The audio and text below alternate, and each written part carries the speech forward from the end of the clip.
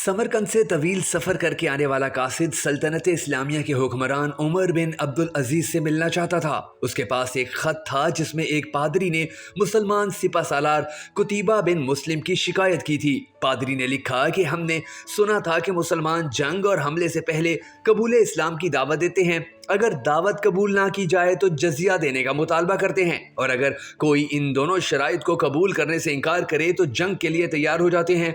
मगर हमारे साथ ऐसा नहीं किया गया और हम पर रातों रात अचानक हमला करके हमें मफ्तू कर लिया गया है। ये खत समरकंद के सबसे बड़े पादरी ने सल्तनत इस्लामिया के फरमा रवा उमर बिन अब्दुल अजीज के नाम लिखा था। दमिश्क के लोगों से शहनशाह वक्त की क़यामगाह का मालूम करते करते वो कासिद एक ऐसे घर पहुंचा कि जो इंतहाई मामूली और खस्ता हालत में था।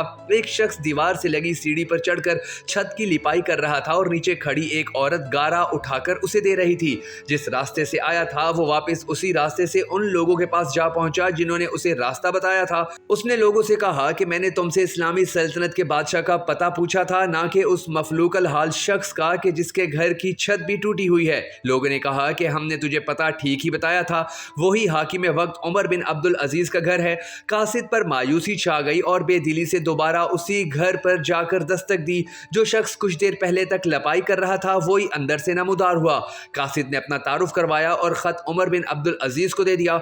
उमर बिन अब्दुल अजीज ने खत पढ़कर उसी खत की पुश्त पर लिखा, उमर बिन अब्दुल अजीज की तरफ से समरकंद में तैनात अपने आमिल के नाम एक काजी का तकर्रर करो। जो पादरी की शिकायत सुने मोहर लगाकर खत वापस कासिद को दे दिया।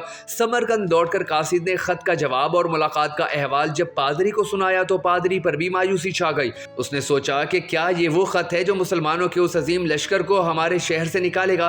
उन्हें यकीन था कि कागज का ये टुकड़ा उन्हें कोई फायदा नहीं पहुंचा सकेगा, मगर कोई और रास्ता भी नहीं था। चनाचा वो दोनों खत लेकर डरते डरते अमीर लश्कर और हाकिम समरकंद कुतीबा बिन मुस्लिम के पास पहुंचे। कुतीबा ने खत पढ़ते ही फौरन एक काजी का तायुन कर दिया जो उसके अपने खिलाफ समरकंदियों की शिकायत सुन सके। काजी ने पादरी से पूछा, क्या दावा है तुम्हारा?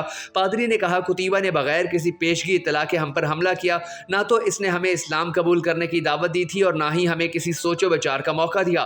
काजी ने कुतीबा को देखकर पूछा, क्या कहते हो तुम इस दावा के जवाब में? कुतीबा ने कहा, काजी साहब, जंग तो होती ही फरेब और धोखा है। समरकंद एक अजीम मुल्क था। इसके करबो जवार के कमतर मुल्कों ने ना तो हमारी किसी दावत को मानकर इस्लाम कबूल किया था और ना ही जजिया देने पर तैयार हुए थे, बल्कि हमारे मुकाबले में जंग को तरजीह दी थी। समरकंद की जमीनें तो और भी सरसब्ज़ो शादाब और जोर आवर थीं। हमें पूरा यकीन था कि ये लोग भी लड़ने को ही तरजीह देंगे, लिहाजा हमने मौका से फायदा उठाया और समरकंद पर कब्जा कर लिया।